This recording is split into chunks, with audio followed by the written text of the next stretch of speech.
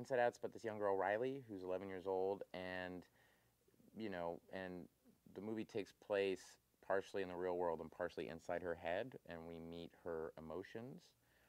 And the driving factor, the person who's been driving Riley her whole life, is Joy, played by Amy Poehler. And, and she's 11 when the movie starts, and her family, this big kind of thing happens in her life, is that they move to San Francisco.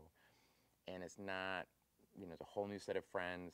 It's a smaller house. It's just a giant change in her life happens. And so there's giant external change happening in her life, but there's also internal change happening as well, which I think everyone can relate to when you get to a certain age. I play Fear, and he's kind of this weird little purple guy in a bow tie. We kind of, so like he was middle management kind of guy. And he protects Riley. He kind of, he assesses every situation.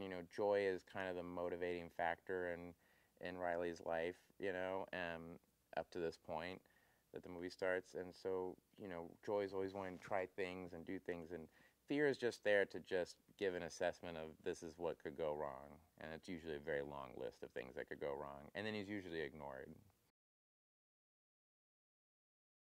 Fear, my character, or Disgust, Mindy Kaling, or Anger, Lewis Black, or Sadness, played by Phyllis Smith, they all start to creep in there a little bit more and take control, and these emotions are constantly at odds with each other, And that's what's so brilliant about the movie, is that the dialogue we have, as the emotions, are very much like the conversations you have in your head, Should I do that? We shouldn't do that. Well, if we do that, we're gonna, it's that's the dialogue that we're having, is what you think of in your head, which is really brilliant.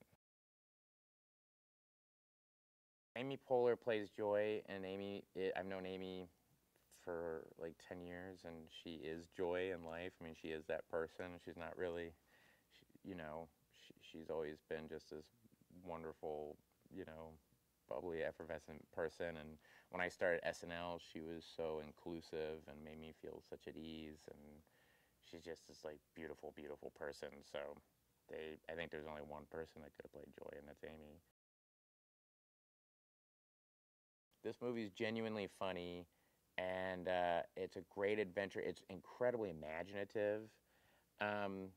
But like what these guys do so well, especially Pete had done in Up and Monsters, Inc., is incredibly emotional and incredibly moving in a very grounded and real way.